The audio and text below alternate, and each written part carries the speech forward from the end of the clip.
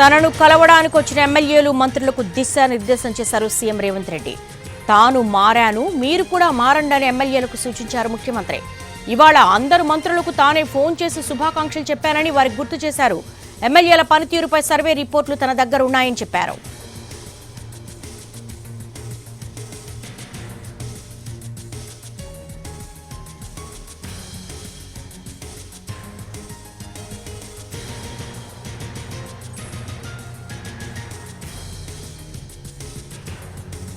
అందరికీ progress report ఇస్తా, ప్రజలకు అందరూ అందుబాటులో ఉండండి. ఏడాది పాలనలో మనకు తెలిసి తప్పు చేయలేదు, తెలియకుండా జరిగిన తప్పులపై చర్యలు తీసుకుంటున్నాం. ఏడాది పాలన అనుభవాలు వచ్చే 4 ఏళ్లకు ఉపయోగపడతాయని అన్నారు. అంగన్వాడీ డీలర్ల నియామకంలో పార్టీ నాయకులకు అవకాశం ఇవ్వండని సీఎం మంత్రిని కోరారు. తనను కలవడానికి వచ్చినటువంటి ఎమ్మెల్యేలకు మంత్రులకు సీఎం రేవంత్ రెడ్డి దిశానిర్దేశం చేశారు. నేను మారాను, మీరు కూడా మారండి అంటూ కూడా ఆయన హితబోధ చేశారు. ఇవాళ మంత్రులందరికీ నేనే ఫోన్ చేసి శుభాకాంక్షలు చెప్పానన్నారు. ఎమ్మెల్యేల పనితీరుకు సంబంధించి ప్రోగ్రెస్ రిపోర్ట్ ఉందని చెప్తున్నారు.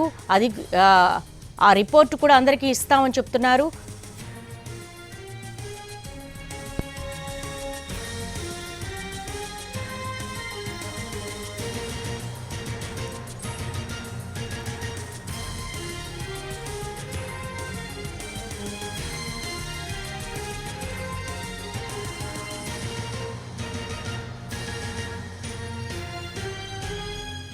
తనను కలవడానికి వచ్చిన ఎమ్మెల్యేలు మంత్రులకు దిశానిర్దేశం చేశారు సీఎం రేవంత్ రెడ్డి.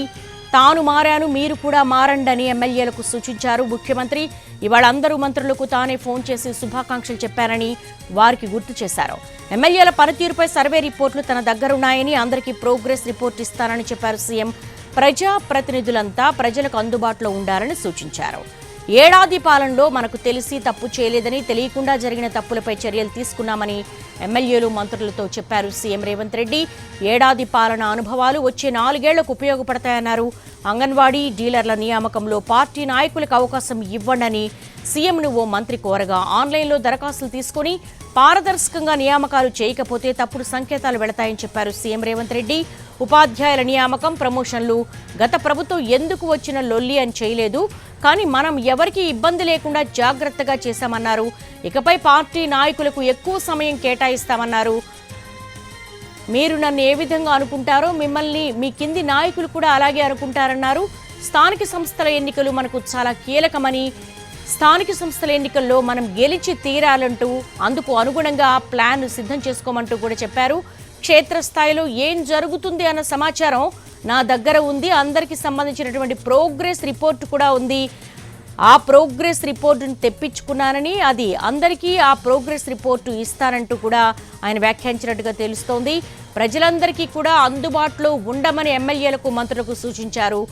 ఏడాది పాలన అనుభవాలను తీసుకొని రాబోయే కాలంలో మరింత నిబద్ధతతో పనిచేయాలంటూ కూడా ఆయన దిశానిర్దేశం చేశారు.